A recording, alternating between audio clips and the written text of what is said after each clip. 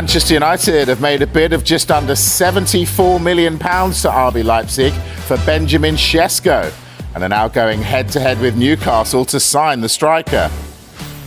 Hi, good evening. Welcome along to the Transfer Show. We have every angle of this tug of love covered. We'll be live to Manchester and Newcastle shortly. And joining me in the studio, our football correspondent Rob Dorset and our reporter Michael Bridge, who assure me they know everything. So what does all of this mean for the Newcastle striker Alexander Isak, who's in the driving seat in this battle of wills? The Tottenham captain Heung-min is on his way to Los Angeles. We'll assess whether £15 million represents good business for Spurs. But let's start with the news that Manchester United have made an official bid to RB Leipzig for their striker Benjamin Sesko to rival Newcastle's offer. Well, we'll get the Newcastle view in just a moment from Keith Downey. First, though, to Manchester, where we can speak to Peter Stevenson. Evening both. Peter, let's start with you then. All right, so Manchester United have finally shown their hand. Give us the details of the bid. Yeah, Mike, it's a fascinating situation because, as we've known all summer, United have been pretty determined to solve their one huge problem they had last season. They couldn't score goals. They only scored 44, and only Everton and the three relegated clubs scored fewer than that. So a major problem. And we've seen them act already in the market, bringing in the likes of Kuna and Mbemo. But of course, it's that central striking position that they've been looking at for so many weeks now. And it would appear that Benjamin Sesko, the 22-year-old, 6'5", is the man that they want. Tonight, United tell me officially no comment, but we know that bid is in, as you say, just under £74 million. That's around 65 million initially, with around 9 million in add-ons. So that's the bid on the table, not just as much as Newcastle United, and from a club with no European football to offer, of course, as United finished 15th as opposed to Newcastle's 5th place last season. So on that basis, you would imagine the meeting that's taking place at RB Leipzig this afternoon, a fascinating board meeting that must be as well, may have not that much to consider, you would imagine, because if Newcastle come in with a higher figure, maybe the more attractive proposition for the player. But it would appear the signs today have all been that the player himself, who we're told, according to a post on the Leipzig website, is training individually. Penny for his thoughts as he jogs around that pitch. But by all accounts, he's leaning towards the possibility of coming to Manchester United. And you'll remember a few months ago, Ruben Amorim saying that we're Manchester United. Everybody wants to play for Manchester United, and we could soon see yet more proof of that if they can get this deal over the line in the next couple of days. Thank you, Peter. Right, let's go to Newcastle then. Keith Downey, is this an absolute nightmare for Newcastle?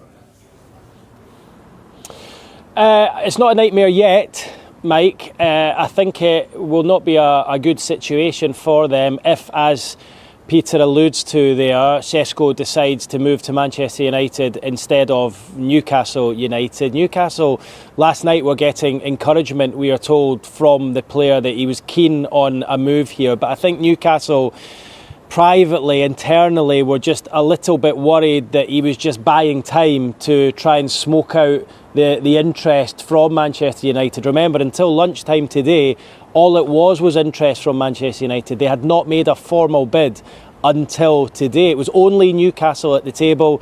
They made that first bid on Saturday morning that was turned down by Leipzig. They asked them to come back with a different structure, different payment terms. Newcastle did that and more, and raised their offer last night to €80 million, so round about £70 million plus a potential £10 million in add-ons. So, Mike, important to stress and point out here that Newcastle's offer is actually €5 million more, should I say, than Manchester United's. €5 million more euros up front, and a package that totals €5 million more, but it's still, as we are being told and have been from the start of this saga, lies with the player, and it sounds as though as long as Leipzig are happy with one or both of the offers, it'll then be up to the player to decide. So throughout this, one source is telling us, maintains that the player favours a move to Manchester United over Newcastle United, and I think that will be hard, really, really difficult for the people in power here at Newcastle United, who have already seen multiple players slip through their fingers this summer to some of the top clubs in the country, and this looks like it could be another one of those. But worth saying, we've yet to hear back from either of the offers to Leipzig, and we've yet to get clarification from the player, and until that, as far as Newcastle are concerned, their bid is still live and on the table. All right, Keith, don't go away. I want to come back to you, but I want to bring it into the studio now. Michael, what's all the fuss about? Well, top-class strikers seem to be few and far between in world football over the last few windows. But I do wonder if United's Director of Recruitment, Christopher Vivell, is taking a big part of this as well. It's not just Ruben Amorim driving this, because he's known him at Leipzig as well. But let's just have a look at his Bundesliga record, and you can tell, you can see he's had a fantastic season in the Bundesliga. A very, very, very great asset he'd be if he were to join Newcastle or Manchester United. They both want him for very different reasons. There we go there. Appearances, 14 goals in 31 appearances a couple of seasons ago, and 13 in 33. But it's his all-round game as well, while United are looking at him. As we heard earlier, 44 goals only in the league last season. And of course, in terms for Newcastle, you'd say in an ideal world for Newcastle replacing Alexander Isak if he was to move on as well. But looks like this saga is going to continue, but a major development, of course, this afternoon from Manchester United side. You said those two words, Alexander Isak, so I'm going to bring Keith back in here. Keith, there you are. What does all this mean for Alexander Isak? It's a complicated picture, isn't it, Mike? I actually saw Alexander Isak earlier today because he was here at the Newcastle United training ground for the second day in a row. Remember, he had that self-imposed exile out in the Basque region in Spain. He was out there for a week last week on his own individual training camp after refusing to travel with the Newcastle first team squad to Asia for their pre-season preparations. He decided against going, telling the club he wanted to explore a move away from the club. Of course, that amidst the interest from Liverpool, and that interest from Liverpool was firmed up on Friday with a bid of £110 million plus add-ons, to which Newcastle rejected. Newcastle rejected for two reasons. One, they didn't have an adequate replacement lined up, and they would not allow and will not allow Isak to leave until they do that. It was at that point that they moved in fast on Sesko and tried to bring Sesko in, knowing that the Manchester United were also interested. So if that deal falls through, it's going to be very difficult for Newcastle to allow Isak to go. The second one is that 110 million plus add-ons was not enough for Newcastle to deal.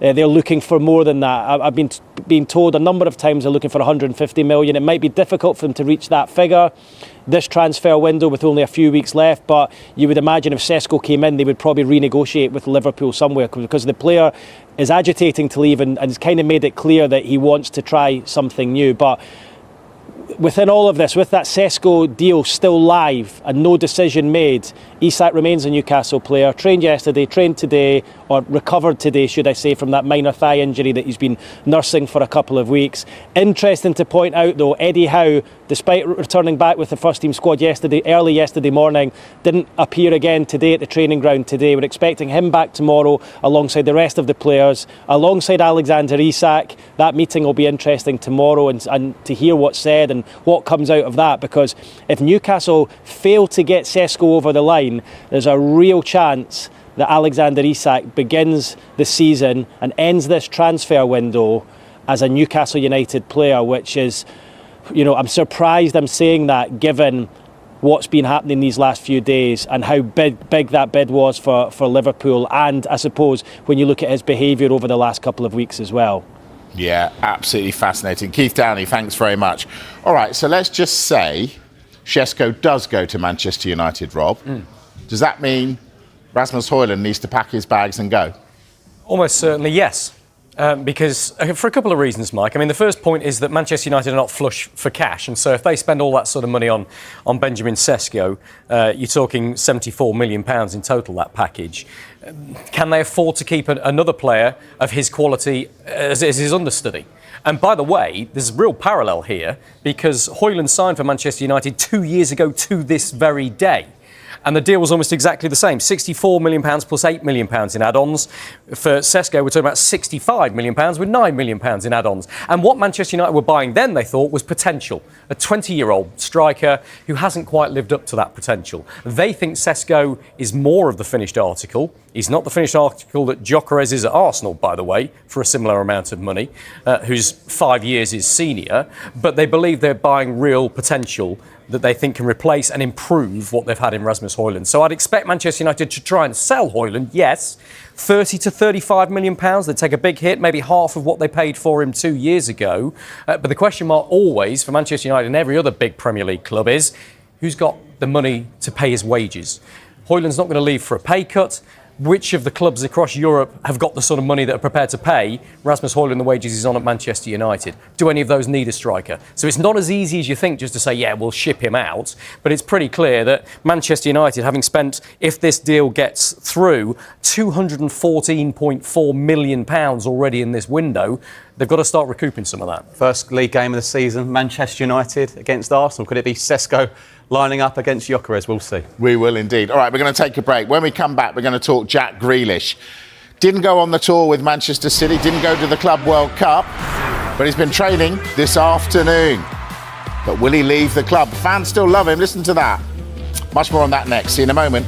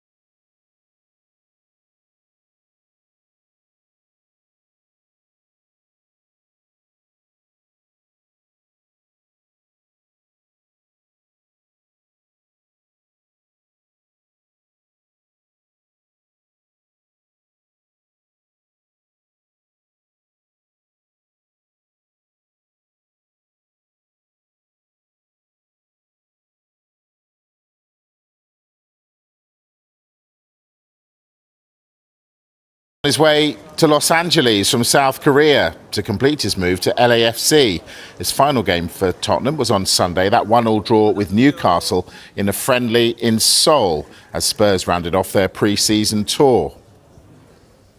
So let's talk Heung-min Son. They've got £15 million for him, Michael. That seems like good business for the club. Yeah, they could have potentially maybe got a bit more if he wanted to go to Saudi Arabia. But as we've said over the last few months, they wanted to happily work with Son. You know, he's got to that level of legendary status at the club. They were going to work with him on what he wanted to do. Tottenham exercised that extra year last year on the contract. Just suits all parties, I think, this time around. And he's gone out on such a high in South Korea. Obviously a tearful goodbye. But now you see the pictures there. He's ready to... I hope he got his flight, because that was an hour and a half apparently those signatures took. But he's had his hair cut and he's ready for LA. And obviously, like, he's obviously looking at it as well for the World Cup next year. You know, he wants to go to LA ahead of the World Cup in North America. So it's worked out for him, and he leaves on absolutely brilliant terms. The problem is, 15 million quid, you can't replace Heung-min Son for 15 million quid. That's the problem. And so I understand the loyalty from a Spurs perspective and the fact that they want to reward a player who's been absolutely incredible for them.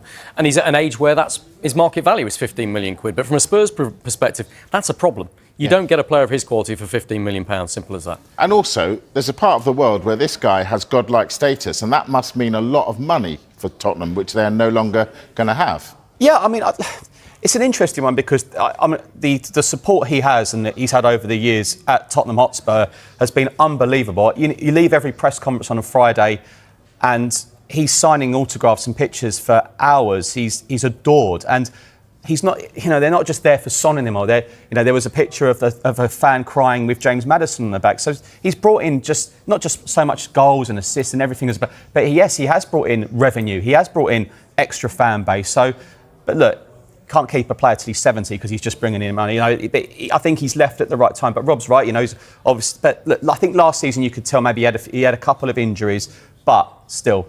Losing some goals and assists, so we'll see how Spurs get on without him next season. Yeah, great player. I want to talk Everton.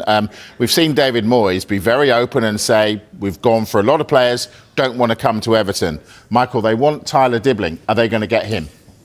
Well, this one's up in the air, really, isn't it? I mean, Southampton valued him very high last season. Now, at the moment, there seems to be a sticking point. Everton, they want him, but for a certain price. They want him.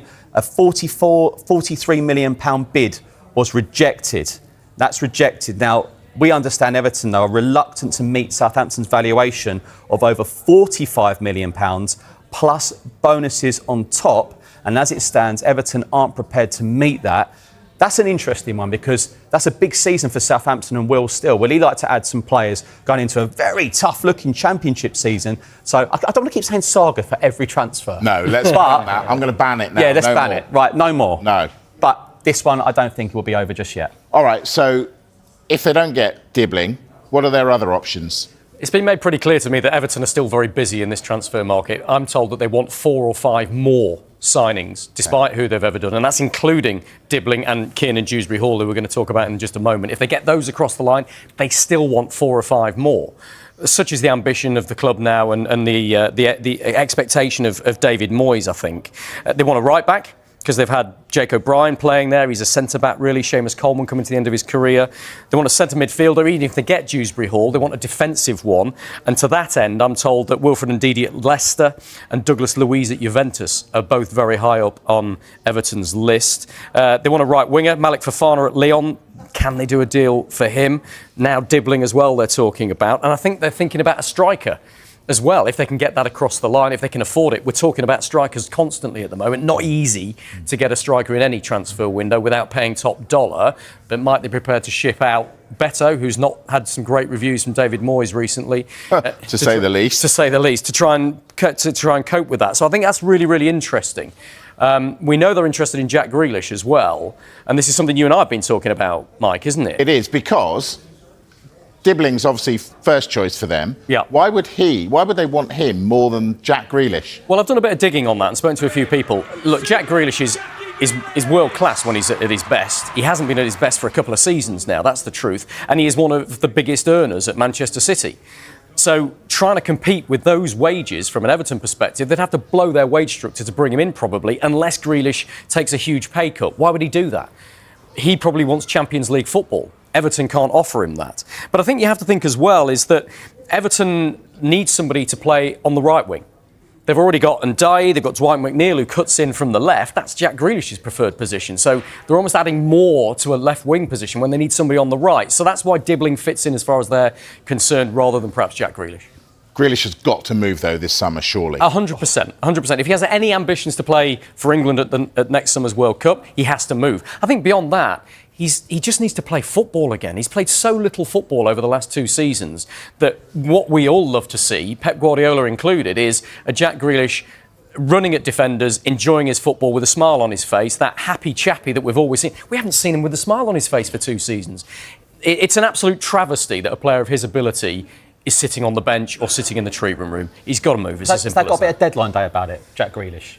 Number of clubs, he's making an option. I think there's probably discussions going on behind. Yes, I think you're probably right. Is the short answer. But I think behind the scenes there's a lot of discussion on how much of his extraordinary wages are Manchester City prepared to pay to allow him to go. It may well be that you get to deadline day and somebody takes him on loan with City still paying a chunk of his wages. But I think ideally City would like to sell him if they possibly could. Yeah, indeed.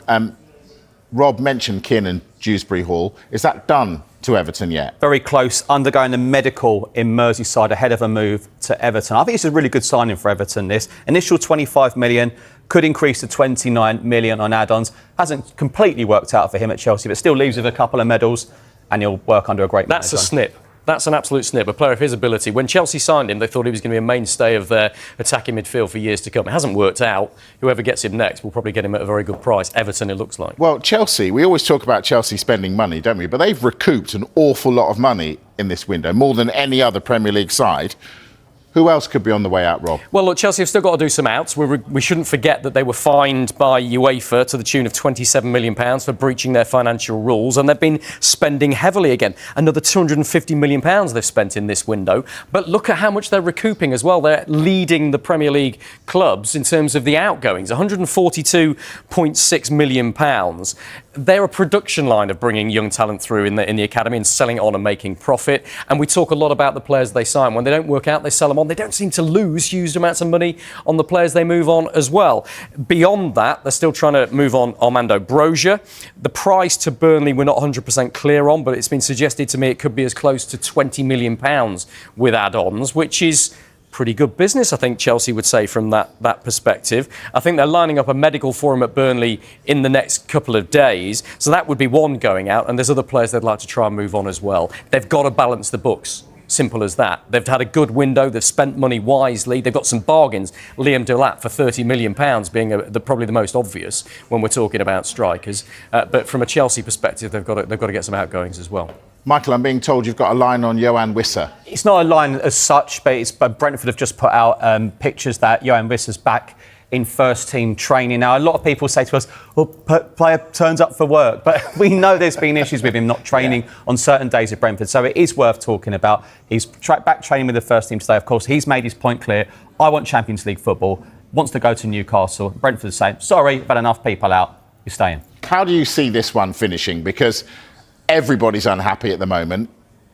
Who wins in the end? It's a battle of wits, isn't it? And we've seen it elsewhere. We've seen it with Morgan Gibbs-White at Nottingham Forest, who was going to go to Spurs. We thought they'd met his release clause, and yet he signs a new contract and stays. Can Brentford do the same with Yohan Wissa? Can they persuade him that this is the place he needs to be and match his ambition with a new manager in place, Thomas Frank having moved on? I think there's discussions that will be happening behind the scenes to try and make him happy again, because he's such an important player for Brentford. He really is. But that'll be yet another that Newcastle miss out on, Michael, which is just a horrendous window for them if that's the case. Yeah, certainly unthinkable for Newcastle at the moment. The problem is it's always so public. That's the issue here, because I just feel like it's, Newcastle, as soon as they had the takeover, they've spent ever so well. It started with Kieran Trippier, Sven Botman, brilliant, Bruno Guimaraes, brilliant.